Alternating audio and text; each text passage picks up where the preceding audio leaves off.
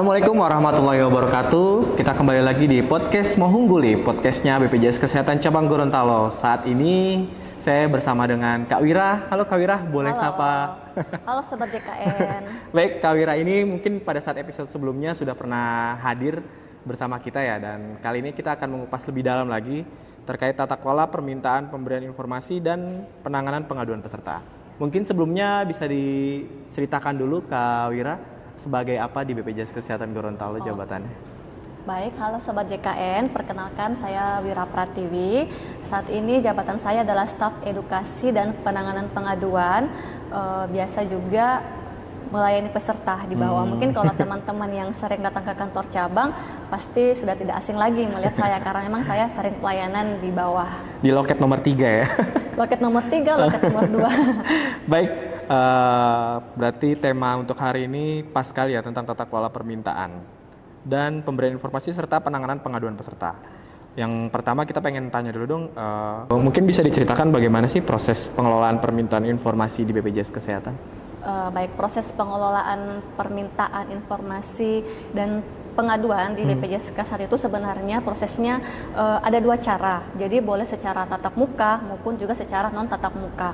Nah, kalau untuk misalnya secara non tatap muka itu bisa diakses melalui aplikasi mobile JKN, kemudian Pandawa atau Kersata 165. Toh, kalaupun memang misalnya mau secara tatap muka boleh juga. Jadi peserta boleh langsung datang ke kantor BPJS Kesehatan menemui petugas loket. Oh, jadi ada beragam cara ya. Misalkan dia bisa datang langsung ataupun dia bisa melalui aplikasi mobile JKN tadi ya? Ya, Salah betul. Oke. Nah, kalaupun misalnya melalui aplikasi mobile JKN itu biasanya dikelola dulu oleh kita namanya ada Senada, sentralisasi edukasi dan penanganan pengaduan di kantor pusat. Jadi mungkin peserta yang melaporkan atau melakukan permintaan informasi atau pengaduan melalui yang tadi saya sebutkan, mobile JKN, Pandawa atau Kersata 165 itu masuk ke Senada dulu seperti itu. Itu kalau misalnya secara non tatap muka. Tapi kalau secara tatap muka itu bisa langsung ketemu sama petugas BPJS Kesehatan. Oke. Mungkin bisa ditegaskan lagi Kak Wira untuk saluran informasinya tadi ada apa aja ya? Jadi yang tadi saya jelaskan, jadi ada dua kan, secara tatap muka maupun non tatap muka. Nah, secara non tatap muka tadi mobile JKN, kemudian Pandawa itu melalui layanan WA, kemudian ada juga Kersata 165 seperti itu. Terus kalau misalnya yang tatap muka bisa langsung ke kantor BPJS Kesehatan atau bahkan juga bisa juga melalui SIPP atau staf penanganan pengaduan di rumah sakit, di fasilitas kesehatan, boleh di Vaskes tingkat pertama maupun di rumah sakit. Oh, jadi bukan dari BPJS Kesehatan aja ya, tapi juga bisa di Vaskes ya? Betul, karena kami ada namanya saluran informasi penanganan pengaduan. Jadi istilahnya kita singkat SIPP ya. Jadi itu ada di rumah sakit, ada di FKTP, bahkan juga sekarang ada di badan usaha. Jadi tiap badan usaha pun juga bisa mengentri permintaan ataupun informasi atau pengaduan juga melalui SIPP. Nah, kalau di Gorontalo sendiri nih, lebih banyak yang permintaan informasi yang datang ke kantor atau melalui aplikasi sih? Sebenarnya kalau boleh jujur mungkin masih kurang ya masyarakat Gorontalo ya yang tahu bahwa sebenarnya untuk mendapatkan informasi atau penanganan pengaduan atau permintaan itu boleh melalui yang tadi saya sebutkan. Jadi kalau saya perhatikan saat ini masih banyak yang datang langsung ke kantor. Jadi sebenarnya dari BPJS Kesehatan sudah memanfaatkan teknologi ya, tinggal betul. bagaimana sudah memfasilitasi, tinggal bagaimana peserta JKN di Provinsi Gorontalo ini memanfaatkan teknologi untuk mencari informasi. Bisa lewat aplikasi tadi ya, bisa juga bahkan dia datang di Vaskes ya, itu udah ada juga ya. Jadi misalnya begini, ada keluhan di rumah sakit ya contohnya, atau ada permintaan, ada misalnya kesalahan pengentrian jenis kelamin misalnya, sebenarnya peserta tidak perlu repot-repot harus melapor ke kantor BPJS Kesehatan. Sebenarnya melalui rumah sakit, dari petugas di rumah sakit pun juga bisa langsung menginput melalui SIPP itu sehingga kita bisa proses, jadi tidak perlu ke kantor.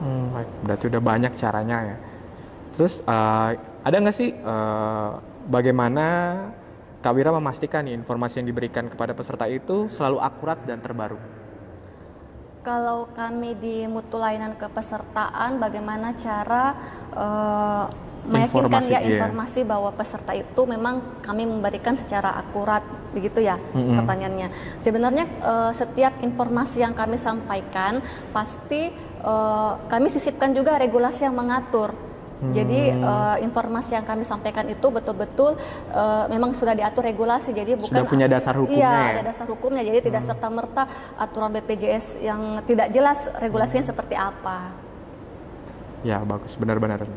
Kalau untuk prosedur dan standar verifikasi yang digunakan untuk memverifikasi identitas peserta itu ada nggak sih? Jadi sebelum memberikan informasi, ada nggak sih verifikasi dari kita bahwa benar peserta tersebut yang memintakan informasi? Sebenarnya untuk verifikasi ada ya, kita kan tahu bahwa BPJS Kesehatan juga itu bekerja sama dengan Capil, catatan sipil. Jadi kita ada aplikasi bantu. Jadi kalau memang peserta datang kan biasanya kita minta KTP-nya dulu nih kan. Nah pada saat kita cek KTP-nya, kita tanya lebih lanjut apakah memang data-datanya sesuai dan sebagainya. Jadi apalagi juga saat ini kita ada namanya Frista, Fresh Recognition, jadi ada juga untuk mengecek apakah memang ini peserta sudah sesuai dengan dicapil seperti itu. Menarik tuh, boleh nggak sih cerita sedikit tentang Frista? Apa sih itu Frista? Frista itu Face Recognition, jadi digunakan baik ada di rumah sakit juga, ada juga di BPJS Kesehatan. Jadi setiap peserta yang datang ke kantor itu berdasarkan dengan nomor NIK-nya nanti akan muncul apakah memang wajahnya sudah sesuai dengan di catatan sipil. Jadi ada verifikasi wajah ya? Verifikasi wajah, betul.